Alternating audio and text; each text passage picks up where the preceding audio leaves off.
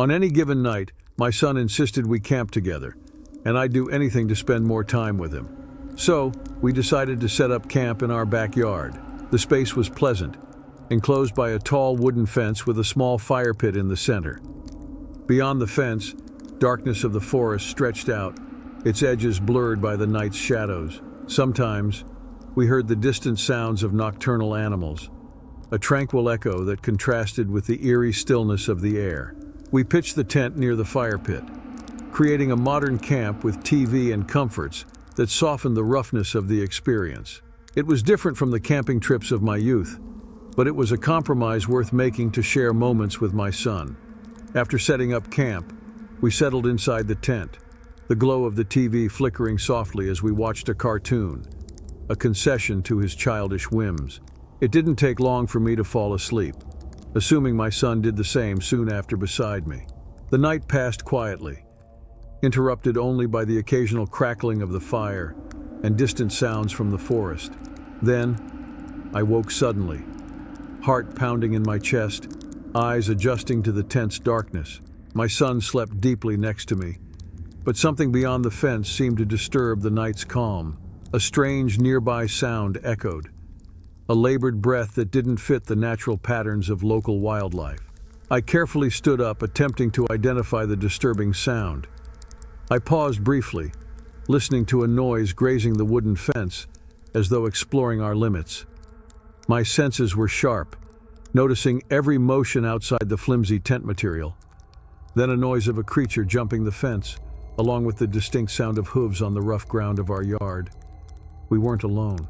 The animal, likely a deer, approached the tent with heavy, irregular steps, its laborious breath penetrating the quiet night. Watching through the dancing shadows on the tent's fabric, I glimpsed a dark silhouette moving around, pressing against the tent as if trying to find a way in.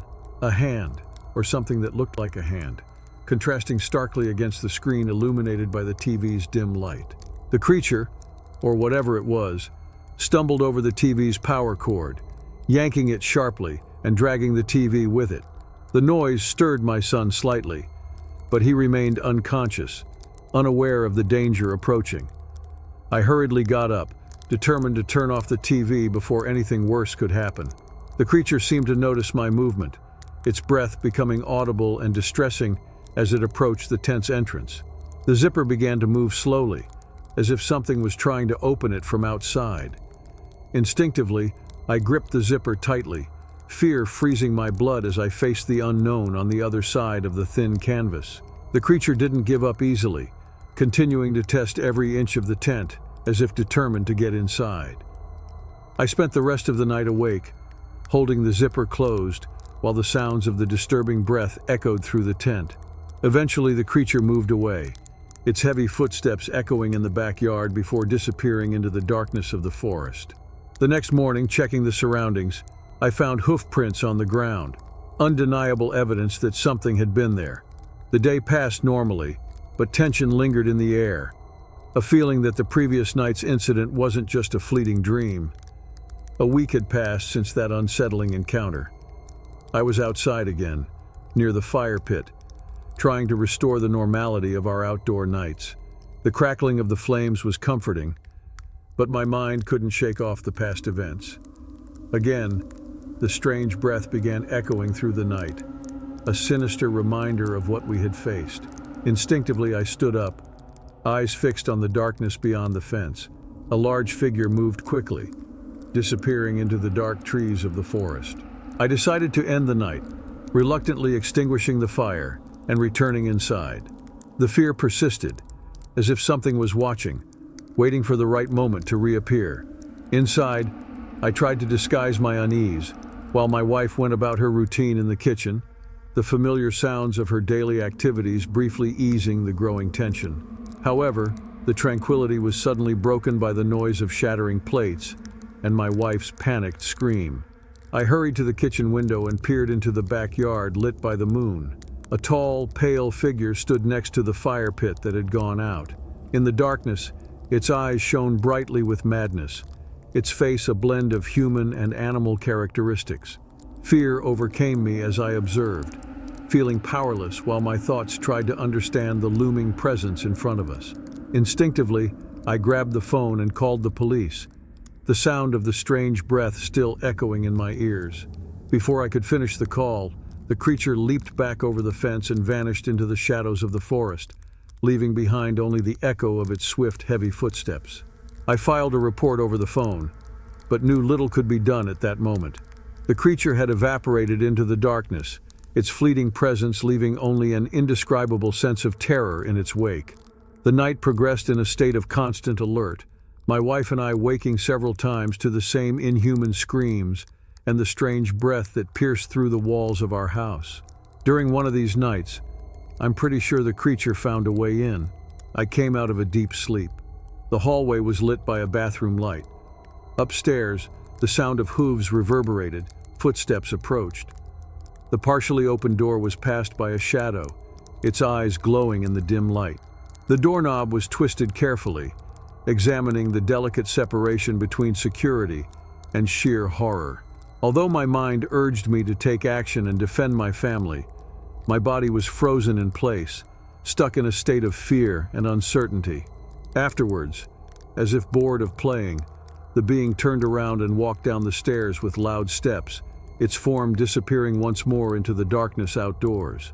The next day, the back door was ajar, swaying gently in the morning breeze. I realized at that moment that our safety was compromised, as something incomprehensible had entered our home. There was no justification for the events that occurred on those horrible nights. Disturbing occurrences persisted in disturbing our sleep, with screams reverberating in the darkness and eyes staring at us from the shadows. We looked for solutions, asked experts, but only found ambiguous theories and recommendations for protection against unknown threats. Sometimes I wonder if the creature is still watching us from the woods, patiently waiting for the perfect moment to return. The indescribable experience that changed our understanding of what is real and what might be hidden in the shadows of the night. The creature, or whatever it was, remained an unsolved mystery. Please like and subscribe if you are enjoying.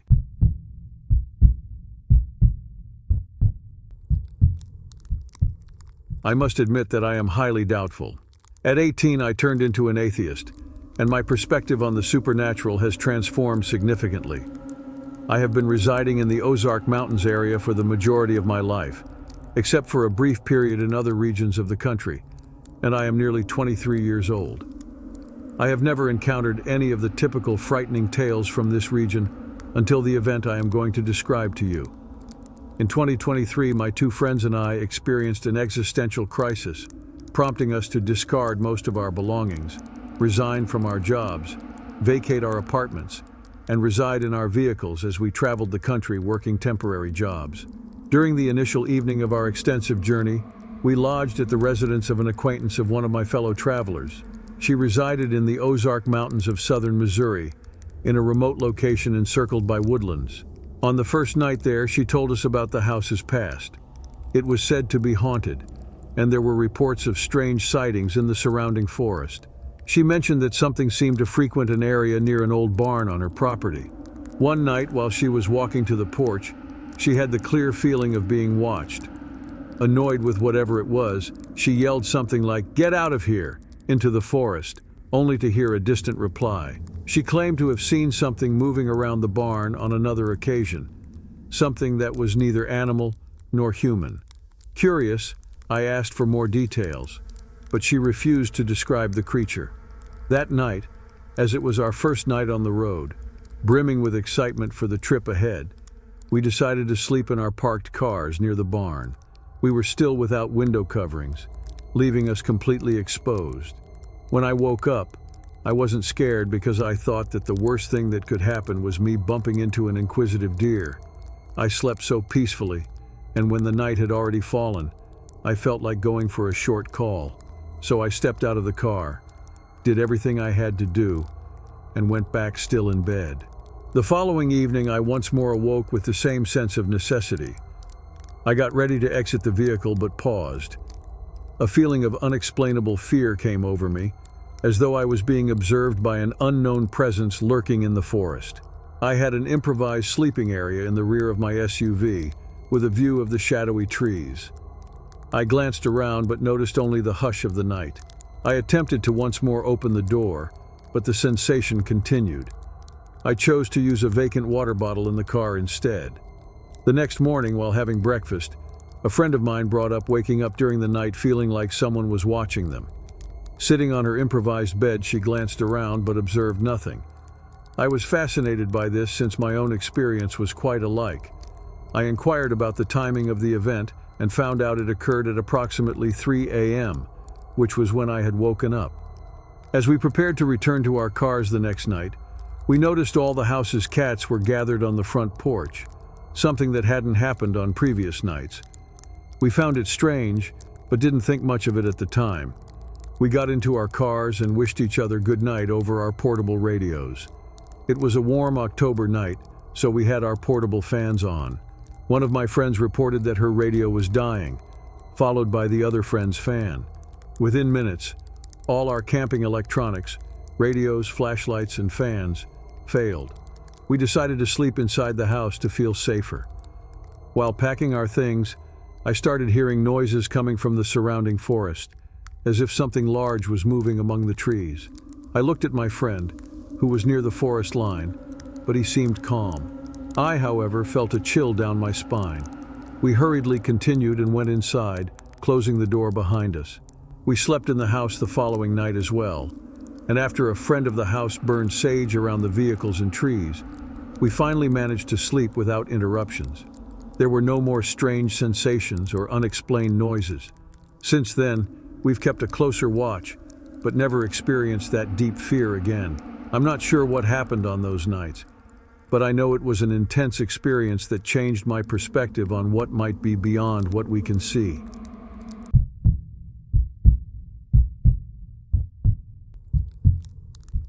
Back in 2018, I was hiking through New Mexico, hitting this trail that kicked off with a short stretch through desert scrub before climbing up this medium-sized mountain that led to a canyon-like passage up top.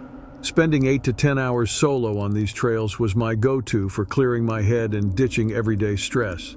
This path wasn't exactly mainstream, no nearby parking and the trailhead hidden behind dense bushes, barely visible and kind of worn out. I wasn't actively seeking out deserted trails, but I wasn't keen on bumping into hordes of folks on super popular ones either, so the low-key vibe suited me fine.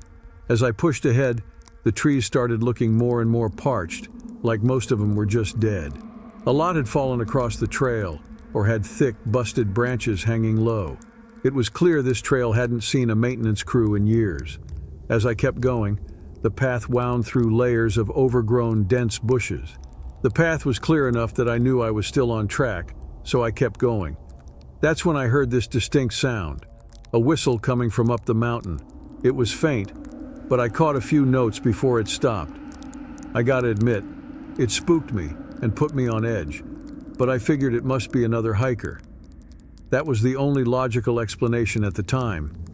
About 20 minutes later, I heard that same melodic whistle again, but this time much closer and louder. Now, I was a bit more freaked out, but I wasn't about to bail on the trail just because someone was whistling nearby. I kept climbing, about half a click more, with my pocket knife ready, just in case. A fallen log blocked the trail ahead, its thorny branches making it tricky to pass, so I had to detour. I veered right and took a few steps before noticing a small valley, probably where a stream used to flow. Right smack in the middle was a little den made of hefty branches. The way it was put together, I knew someone had crafted it. I started linking the whistle with the den, thinking maybe someone was living there. It gave me a bad vibe, and I decided I needed to get out of there pronto. But just as I turned to leave the valley, I heard the same whistle coming from right behind me.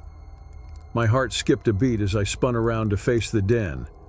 To my surprise, there was a goat standing just beyond the valley, right where the whistle had come from. Its eyes seemed locked onto me as it stood perfectly still. I also couldn't help but notice how big it was compared to other goats I'd seen around these parts. I was truly terrified and couldn't wrap my head around what was happening. After a few seconds, I managed to gather myself and started backing away slowly, still staring at the goat. But as soon as I took a step back, it opened its mouth in a slightly unnatural way and let out the same whistle I'd heard several times before. Fear gripped me, and I bolted downhill, stumbling over trees and rocks. I heard the whistle one more time, softly echoing through the mountain as I reached the trailhead. I never told anyone about this encounter because I figured no one would believe me and I'd come off as a coward. However, recently I heard about skinwalkers, and after researching more, I realized that might be the only possible explanation for what I saw.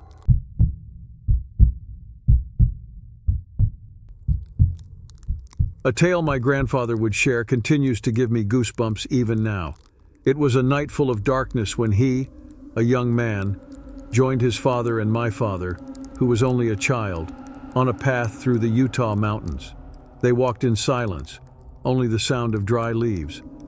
My grandfather was a practical man, did not believe in superstitions, but that night he felt something strange in the air, as if they were being watched.